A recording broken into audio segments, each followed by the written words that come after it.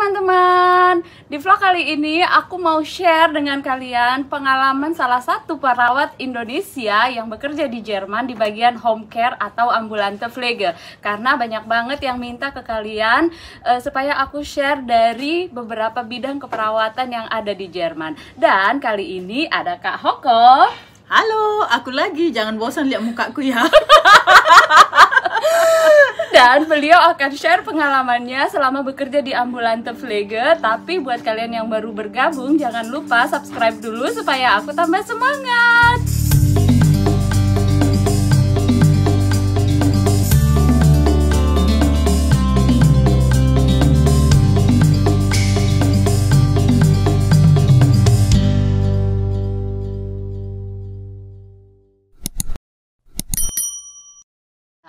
Hai Kak Hokop, apa kabarnya nih Kak? Baik. Iya. Denganmu di mana kita ini? Di Belanda ini. Kita, oh ya teman-teman, ini sedikit intermezzo ya. Kita ini sebetulnya lagi ada di Belanda ya. Ya.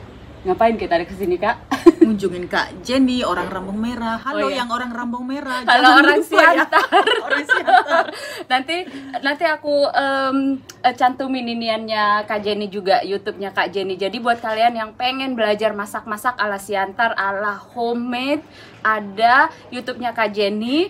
Kalau nggak salah Mama Mateu gitu, dapur Mama Mateu, nanti aku tunjukin. Kak Hokop, kakak ini juga kan bekerja di dunia keperawatan. Ada yang namanya ambulante Pflege atau home care.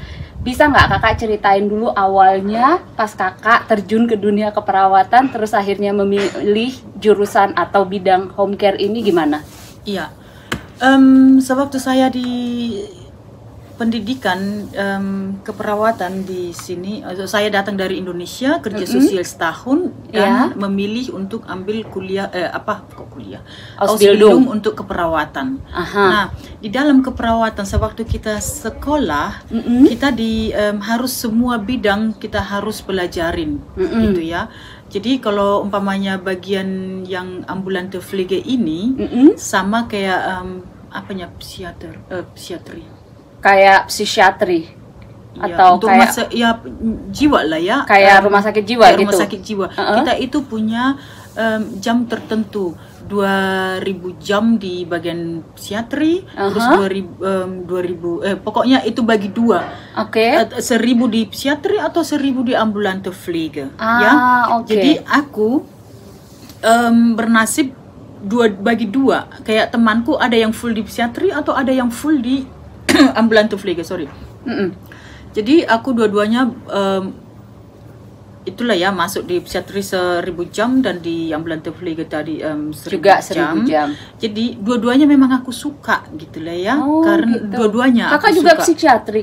Suka bagian psikiatri. Suka aku. Karena banyak ya menjiwain manusia itu, kayak di Indonesia langsung dibilang dia itu Gila. penyakit jiwa gila. Tidak. Okay. Banyak sekali yang mengenai sakit jiwa itu hubungannya dengan psikolog psikolog gitu. Saya senang sekali, dan sesudah aku pelajarin yang dua ini sewaktu masih di Ausbildung, pingin sih memilih ke psikiater gitu, psikiatri gitu, atau yang ambulante Pflege gitu. Ambulante Pflege kenapa? Kita dekat sekali dengan pasien karena apa? Kita datang ke rumah dia. Jadi banyak pasien seumpamanya baru kecelakaan, ya. Jadi udah pulang dia ke rumah kan, tidak harus lagi di rumah sakit karena tinggal pemulihan. Jadi dia bisa balik ke rumah karena menghemat biaya nginap. Karena biaya nginap di rumah sakit itu mahal sekali. Jadi itu lebih bagus perawat yang datang ke rumah dia. Jadi hanya asuransi hanya bayar ke perawatan itu, tidak bayar lagi untuk biaya rumah sakit, biaya nginap gitu ya. Nah, dan dokter datang ke rumahnya dia juga, atau dia yang pergi ke dokter. Gitu. Hal-hal kecil seperti itu ya. Umpamanya dia kenapa kami harus datang lagi ke rumah? Dia banyak lagi yang masih dia bantu nggak bisa mandi sendiri. Dia mungkin harus disuntik untuk anti trombose. Dan dia harus bangun dari tempat tidur harus ke toilet atau ke mobilisasi. Roll stool itu kayak kursi roda. Iya. Nah, hal-hal bentar dulu Kak. Jadi intinya kenapa Kakak akhirnya memilih ambulante pflege atau home care ini?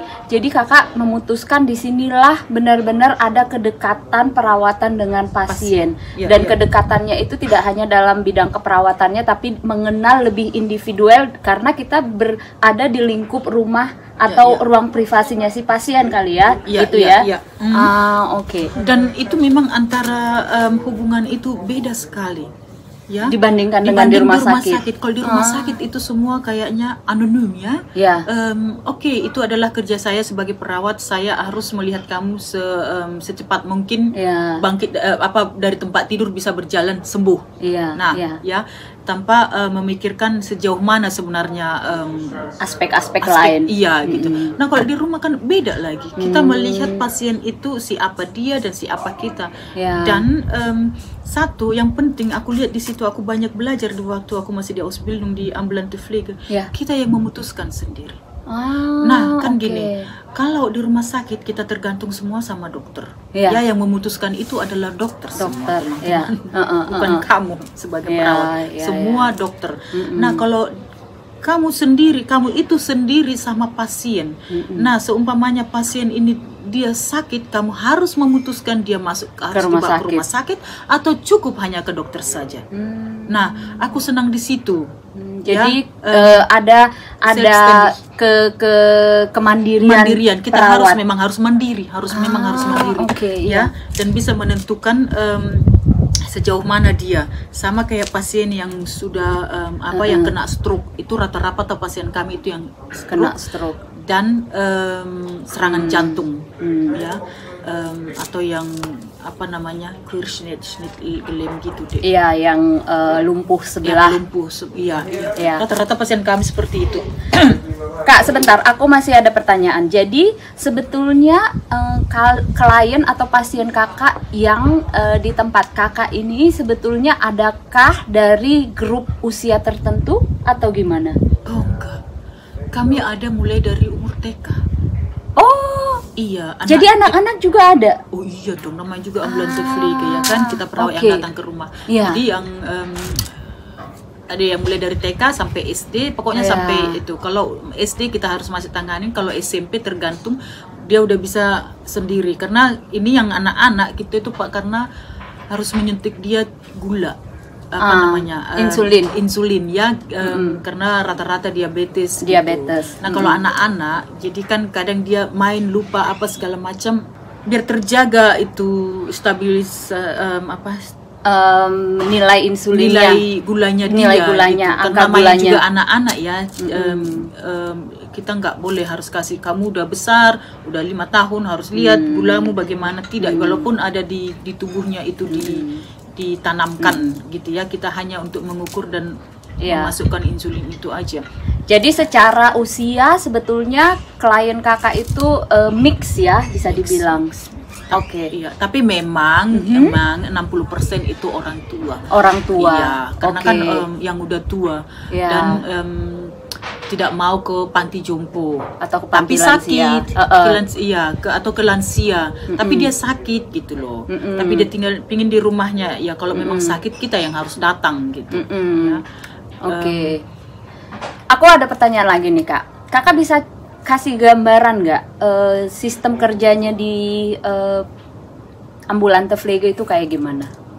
Kasih contoh lah, Kakak ini dapat jadwal dinas pagi. Gimana mulai dari Kakak datang masuk dinas pagi sampai nanti berakhirnya? Karena ini menurut aku tahu ya, tapi ini benar betul gambarannya berbeda banget dengan lapangan kerja keperawatan yang lainnya.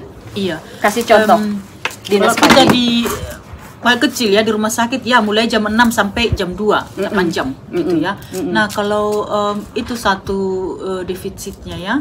Kalau di ambulante Pflege ini kamu harus benar-benar besar hati dan memang rela waktu kamu itu 1,5 jam sampai 1 jam itu adalah privasi, waktu privasi kamu sama pasien. Tapi aku nggak pernah melihat itu. Ya, karena seumpamanya kita dikasih sama asuransi waktunya, kalau umpamanya menyuntik seorang pasien kamu hanya 6 menit harus selesai ya. Nah,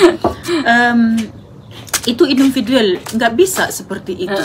Kadang aku bisa 4 menit selesai, bisa 2 menit selesai, tapi kadang aku bisa sampai 10 menit di situ baru bisa selesai. Karena apa gini ya, menanya dia, suster aku sakit di sini, kayak mana gitu. Nah, sebagai sering memang aku nggak punya waktu gitu ya, tapi aku berusaha selalu apa kabar Anda? Jadi small talk itu juga butuh waktu ya. Kita nggak mungkin datang ujuk-ujuk suntik. Iya, dulu memang seperti itu. Ada namanya dari itu dulu kan di bawah naungan gereja itu rata-rata ambulante Pflege ini. Jadi dulu 30 tahun yang lalu memang mereka punya waktu untuk pasien, karena itu yang bayar itu dulu gereja. Dan memang untuk itulah perawat datang untuk yang sakit ini gitu loh, ya kan, sebagai untuk pelayanan juga kalau dibilang di Indonesia. Kalau sekarang itu nggak ada lagi pelayanan, itu semua sudah di bawah naungan apa namanya, GmbH perusahaannya perusahaan. Saya tetap masih di diakoni dan itu di bawah naungannya gereja, tapi itu garis besarnya aja di bawah. Tapi itu tidak dibayari sama gereja lagi, nggak bisa. Itu udah dibayarin semua sama asuransi, semuanya. Jadi kita waktunya itu memang harus on time. Nah, terus juga umpamanya di jalan kita dikasih, umpamanya dilihat itu dari maps ya, berapa menit ke sana, hanya 6 menit. Oke, kamu dapat 8 menit. Belum tentu saya dapat bisa sampai 6 menit ke saya, bisa sampai 15 kali kalau 15 menit kalau macet gitu. Tapi memang itu satu keuntungan dan kerugiannya. Aku terlalu memilih ke ambulante Pflege itu tadi. Satu, kamu yang memutuskan, kamu lebih dekat sama pasien. Kedua, jam apa namanya, untuk keluarga, keluarga. Kalau kamu punya keluarga itu bisa semua dibicarain, karena kamu yang datang ke tempat pasien ya. Jadi umpamanya kalau saya di rumah sakit, saya nggak bisa bilang sama bos saya, aduh bulan depan saya ada termin ke dokter. Jadi aku mau kerja jam 9 dulu. Nggak bisa. Nah, kalau di ambulante Pflege bisa ya, diapain semua itu ya, nanti ya lebih umpamanya sore lagi kamu kerja untuk mengejar jamu itu, atau minggu depan gitu ya dimulainya. Itu apa namanya, keuntungannya gitu. Dan kalau kamu punya keluarga di menurutku di ambulante Pflege lebih bagus untuk mengapa, lebih apa namanya, ramah sama untuk keluarga, family friendly iya. Karena umpama kalau kita udah punya anak, seumpamanya kayak kakak ya misalkan ya, punya anak kecil, antar dulu anakku bentar ke itu ya, ke TK. Terus nah, aku berarti sejam pause dulu. Nah, dan berusaha nanti bosku itu membuat pasien yang dekat dengan TK-nya anakku. Jadi biar aku nggak jauh dari rumahku dan dari TK gitu. Nah, itu nggak akan bisa di rumah sakit seperti itu. Dari situ aku belum pun aku dulu menikah, masih umur 25 tahun, nggak ada memikirkan kapan mau nikah. Aku udah kupikirkan sampai sejauh itu. Karena dulu aku asik sama ada suster, dia mungkin karena dia baik ya, tergantung sama tutornya juga. Aku punya baik banget tutorku di ambulante Pflege dulu dan juga di psikiater gitu ya. Jadi aku senang dua-duanya. Jadi dia bilang aku lebih suka di ambulante Pflege. Dia bilang gitu. Jadi aku tanyain dia selalu, terus dia bilang nanti kamu lambat laun kamu harus jadi belajar sendiri Hokop gimana sistem kita gitu. Nggak bisa kamu pelajari dalam seminggu ini. Makanya kalian dikasih jamnya lama di situ biar kalian bisa belajar. Jadi intinya adalah karena kita di dalam ambulante pflege ini, kerja di bidang ambulante pflege ini adalah intinya adalah mobilitas. Kita ada mendatangi pasien dari satu rumah ke rumah. Jadi mungkin bisa aku tambahkan, kalau misalkan kita dapat jadwal dinas pagi, sebetulnya kita udah dapat planning tour kita kemana aja. Gitu kan ya kalau nggak salah. Dan pastinya kita juga sudah punya kunci rumah dari si pasien yang mau kita kunjungi. Terus kita sudah punya planning misalkan nih dinas pagi kita ada 10 pasien yang harus dikunjungi dan dilihat nih rutenya dari satu pasien ke pasien yang lainnya, dan sudah ada planning di setiap pasien ini mau ngapain aja. Gitu kan ya? Iya, bagus untuk memang itu seperti itu. Gitu. Jadi dinas pagi, coba kakak kasih dinas pagi misalkan kayak gimana itu urutannya, mulai dari kakak berangkat. Kakak kemana dulu? Kakak kan harus ke kantor dulu kan, ambil mobil atau start dari rumah, atau udah dari rumah mobilnya udah diparkir, mobil kerja gitu. Gini, karena saya part time hanya sekali seminggu kerja, sesudah saya punya anak hanya sekali seminggu. Itu enaknya. Saya memang harus ke kantor dulu ambil mobil.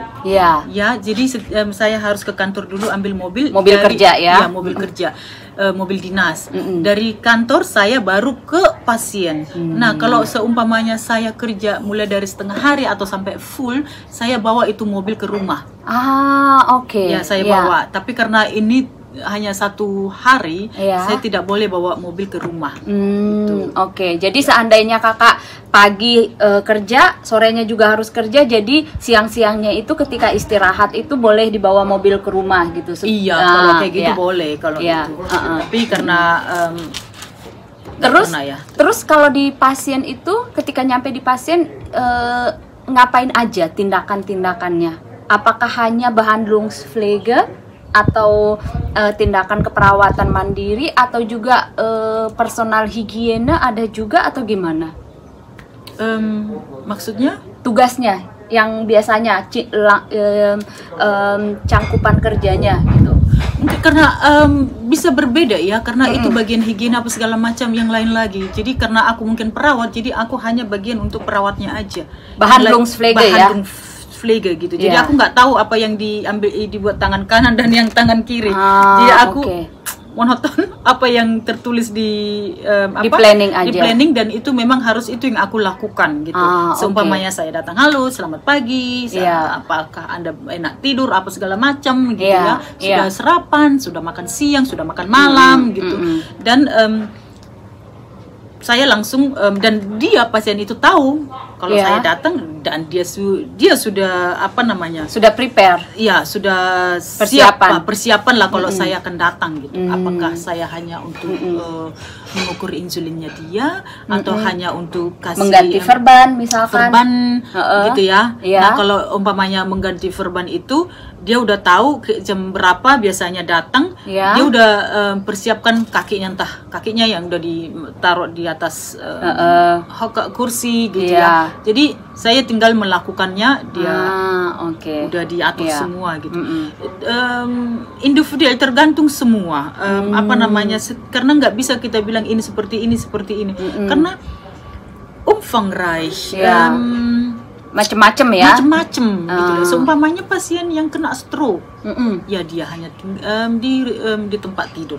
Berarti saya harus punya jam sama dia itu dari 3/4 jam sampai 1 jam. Kalau saya harus memandikan dia, menyelesaikan dia, mengganti posisinya dia, dan entah mengapain kateternya dia, membersihkan kateternya,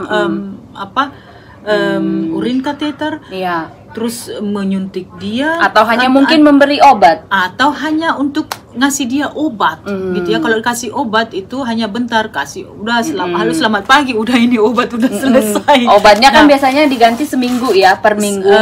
Iya, sekali seminggu gitu. Harus kayak dapat dispenser gitu kan ya? Iya, ada box itu Senin, Selasa sampai Minggu. Iya. Nah, datang kita sekali seminggu ke situ membuat itu, dan tiap hari hanya untuk ngasih gitu loh. Karena untuk setiap hari membuat obat itu butuh waktu, jadi itu nggak itu lagi, nggak variabel kayak gitu ya. Buang-buang waktu namanya. Nah itu seperti itu tadi, tergantung semua individual apa yang dibutuhkan sama pasien. Ada hanya karena dia pernah stroke atau serangan jantung, hanya kasih kaos kaki, apa namanya itu? Kompresionsstrumpfe. Itu apa, kaos kaki itu. Ya, jadi bersirkulasi darahnya. Kaos kaki yang kompresi. Ya. Kalau bahasa Indonesianya. Ya, supaya menekan ini sirkulasi peredaran darah kembali ke jantung. Kembali ke jantung gitu. Jadi nggak kembali lagi nggak odem lagi ya. Untuk kena serangan jantung, karena kalau tidak dipakai kaos kaki itu bisa langsung kakinya itu odem, sirkulasi darahnya nggak bagus lagi, karena otomatis klien tahu kalau umpamanya yang serangan jantung atau yang apa namanya stroke itu kan ada yang rusak ya. Jadi nggak bisa lagi, dia nggak akan pernah lagi bisa bekerja sendiri, jadi harus dibantu gitu. Tadi sukanya sebetulnya kakak udah sebutin. Dukanya apa kak? Kalau bekerja di bagian ambulante Pflege? Dukanya itu karena atau nggak enaknya atau yang kurang ininya? Iya, yang nggak enaknya kalau pasien itu orangnya tidak ramah. Banyak sekali yang orangnya agresif. Di rumah lagi ya? Karena di rumahnya dia suka-suka hatinya, tidak senang, tetapi kita juga belajar bagaimana menghandle itu ya, karena itu rumahnya dia, dan kita di situ adalah perawat. Walaupun kita perawat, kita mengerjakan pekerjaan kita dan dia membantu dia, tidak terbalik. Dan saya orangnya keras. Saya terkenal tegas ya? Ya, tegas. Saya terkenal sekali orang yang paling friendly tapi tegas, dan aku tahu sejauh mana aku bisa dan pasien. Kalau dia menyenggak gitu ya, teriak-teriakin. Kalau saya tahu dia nggak ada sakit jiwa, biasanya memang saya selalu tetap ramah apa segala macam, nggak bagus seperti itu apa segala macam. Tapi kalau itu berulang kali, saya langsung bilang, saya tidak harus datang ke rumah Anda. Saya tidak butuh Anda, tetapi Anda yang butuh kami. Saya. Saya bisa sekarang langsung pergi tanpa menyelesaikan tugas saya di sini. Dan saya tetap dibayar, ya nggak sih? Iya, dan karena saya memang orangnya bukan yang tidak ramah, ya. Dan chefin saya, bos saya pasti tahu siapa saya. Nah. Pokoknya hal-hal kecil seperti itu, begitulah. Umpamanya kita nggak tepat waktu, nggak tepat waktu. Saya sudah tunggu setengah jam, apalagi orang tua yang nggak sabaran yang ada sakit apa segala macam. Ada itu kadang ada yang pasien yang nggak friendly. Iya, kita disenggak-senggak kayak gitu, ya. Terus saya bilang, Anda ada dua pilihan. Anda tutup pintunya, saya pergi. Atau Anda kembali friendly dan saya berikan pelayanan gitu ya. Jadi kadang suka dapat pasien yang nggak friendly. Terus dukanya yang lainnya atau yang nggak enaknya kadang apa? Yang kalau bekerja di bidang ambulante Pflege. Apakah kalau misalkan kita harus Führerschein itu nggak duka kali ya, tapi itu merupakan salah satu aspek yang paling penting dan persyaratan. Jadi Führerschein itu SIM mengemudi. Nah di situ kan kita harus, memang di situ adalah itu persyaratan pertama, kamu harus punya SIM. Ya, kalau tidak punya SIM bagaimana kamu ke tempat pasien bawa mobil? Karena di mobil itu semua alat-alat, seumpamanya tiba-tiba pasienmu entah merasa aneh apa segala macam, itu kan kamu harus ukur tensi dia, apa gula dia. Jadi semua udah disediain di mobil ya? Di mobil semua gitu. Dan itu harus kita bawa. Umpamanya tiba-tiba pokoknya semua perlengkapan itu yang ada di mobil. Darurat itu ada di mobil. Iya. Gitu. Makanya kerja di ambulante Pflege ini biasanya jarang untuk orang-orang yang baru datang ke Indonesia karena biasanya mereka belum punya SIM gitu. Tapi SIM itu mahal sekali. Dan buat SIM juga di sini mahal gitu ya. Tapi barangkali buat orang-orang temen-temen yang udah lama di Jerman nantinya dan barangkali pengen pengen pindah ke bidang lain, tidak di rumah sakit tapi ke ambulante Pflege, jadi mungkin sudah bisa mempersiapkan dari awal bikin SIM dulu gitu. Iya, dan satu ada untuk itu bisa lebih murah loh, karena di sini kamu buat SIM itu 2.500 paling murah. Itu hanya untuk teori, tapi kamu harus belajar lagi untuk prakteknya di jalan tol gitu. Pokoknya sampai 3.000 kamu harus hitung. Bisa jadi murah dia. Kalau kamu punya SIM di Indonesia, kamu buat internasional, SIM internasional, tapi kamu benar-benar harus bisa menyetir, ya, jangan seperti di Indonesia. Aku punya SIM katanya, padahal mundur juga dia nggak tahu mau kemana, mau maju juga dia, entah. Sering aku lihat seperti itu di Indonesia, punya SIM nggak bisa punya SIM tapi tidak boleh nyetir, dan bisa nyetir tapi tidak punya SIM. Nah. Jadi itu balik situ tadi. Kamu buat SIM kamu internasional di Indonesia, belajar kamu benar-benar bisa bawa nyetir, bisa kamu hanya bayar 600 sampai 800. Sekarang mungkin 800 euro. Dalam 6 bulan kamu di Jerman, selama kamu 6 bulan di Jerman mungkin bisa kamu sedikit belajar. SIM internasionalmu itu kamu tunjukin. Saya sudah punya SIM internasional di Indonesia, dan kamu tinggal praktek saja di sini, dan itu uang yang 800 itu untuk praktek kamu dan untuk bayar biaya administrasi. Jadi bisa dari situ. Jadi jangan diawali lagi dari awal bangkrut kamu. Gajimu nanti ke situ-situ aja habisnya. Ya. Oke, sip.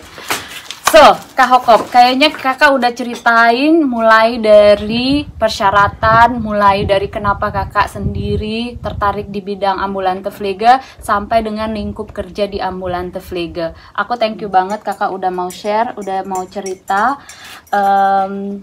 dan aku salut ya, kakak mulai dari lulus Ausbildung sampai sekarang hanya stay di ambulante Pflege kan. Kakak belum pernah dan kakak nggak mau kerja di bidang yang lain, yang nggak rumah sakit, nggak yang lainnya juga sejauh ini nggak pengen pindah ya gitu. Ya, sampai sejauh ini enggak, karena satu atmosfernya itu di firma saya itu bagus sekali.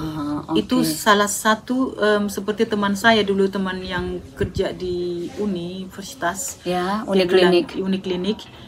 Ayo kau, kami butuh banget kerja gini. Kamu kan kenal yang ini, suster yang ini masih di situ. Terus aku bilang, ada yang bisa menjamin saya kalau di situ timnya bagus sekali? Nggak ada. Dan aku bilang, yang saya cari itu adalah tim yang bagus dan seperti bos saya. Bos saya itu dia merasa tidak saya adalah bos, kalian harus menghargai saya. Dia tidak pernah seperti itu. Itu susah sekali cari. Makanya itulah kenapa kakak sampai sekarang masih stay di tempat kerja yang sekarang. Dan mungkin karena ini spontan, ini ini bicaranya ngevlognya, jadi aku pasti yakin ini 80% lupa yang paling penting. Jadi kalau ada pertanyaan silahkan bilang sama si Henny dan bisa kita jawab ya. Iya, oke. Kak Hokop, thank you very much udah share dengan aku. Nanti aku kepoin lagi dengan tema-tema yang lainnya kalau kita ketemu. Iya. Ayamnya sudah makin besar. Oh iya. ini tantenya si Luisa. Dan siapa lagi tuh namanya, aku udah pada lupa. Bisa Clara itu semua yang punya masih tidur. Iya. Jadi teman-teman, kalau kalian masih ada pertanyaan tentang lingkup kerja bekerja di ambulante Pflege atau home care di Jerman, kalian bisa tulis di kolom komentar. Dan buat kalian yang sudah watching sampai akhir, jangan lupa like, komen, dan subscribe. Dan sampai ketemu di vlog yang berikutnya. Dan kita sekarang mau say bye-bye dulu, kita mau sarapan. Ya, bye, Goma. Ya, Kakak Jenny. Ya, bye-bye. Ada Arsik.